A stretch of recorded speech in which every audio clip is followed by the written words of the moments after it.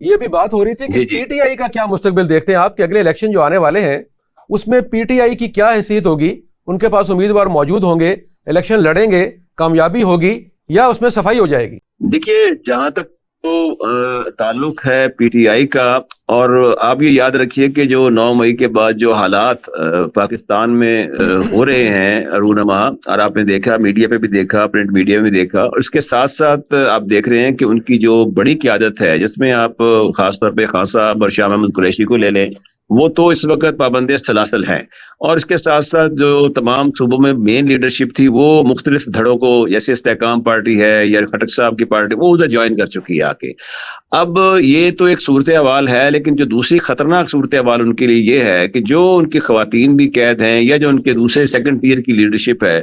ان کو باقاعدہ طور پر نہ تو ایک تو آزاد کیا جا رہا ہے، اور جو لوگ رہے چاہے، جس میں آپ نے دیکھا ہے کہ جہاں بھی ہوا ہے کچھ وکلا نے کنونشن کرنے کی کوشش کی ہے، تو وہ کنونشن جو ہے نہ تو ان کو ہونے دیا گیا، نہ کوئی کارنر میٹنگ ہونے دی گئی، بلکہ پولیس نے پہنچ کے وہاں کے تمام سامان ضبط کیا اور ان لوگوں کو گرفتار بھی کر لیا۔ اور یہاں تک بھی ہوا کہ کانا میں ایک میٹنگ ہوئی، وہاں بھی ان کو پکڑا گیا، اور اس کے بعد یہ بھی دیکھا گیا کہ ان بعض لوگوں کو 9 مئی کے واقعات کی روشنی میں بھی ان کے خلاف مقدمے کیے گئے، جس میں بکلا نے باقاعدہ احتجاج بھی کیا اس کے اوپر کہ جناب یہ ہے۔ تو یہ جو پریزنٹ ٹرینڈ چل رہا ہے اس وقت پی ٹی آئی کا،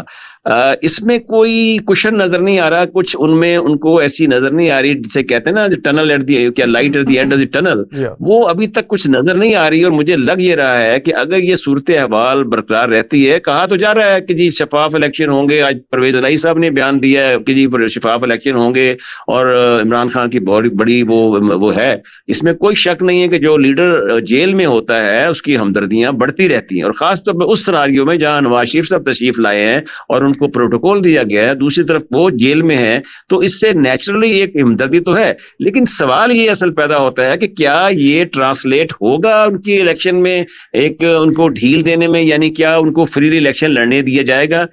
دیر are speculations and there are speculations, اس میں کوئی ڈاؤٹ بھی نظر نہیں آتا، کافی حد تک اس میں امید ہے کہ ہو سکتا ہے کہ وہ لوگ الیکشن میں کھڑے ہوں، اور اس کے بعد وہ پھر الیکشن سے ان کو مطلب ہے کہ ان پہ پریشر ڈال کر، جس طرح بھی اس پر چل رہا ہے معاملہ، وہ بائیکاٹ کر دیں اور کہ جی ہم امیدوار نہیں ہیں۔ تو at the end of the date, in that case P M L N کے لیے ایک بالکل کلین سامنے صاف میدان ہوگا، اور وہ پھر بلا مقابلہ بھی جیت سکتے ہیں، اور اگر ایک دو پارٹیاں ہلکی پھلکی ہوئی تو ان کو ہرا بھی سکتے ہیں۔ آپ کا خیال ہے کہ 2018 میں جو منظر تھا،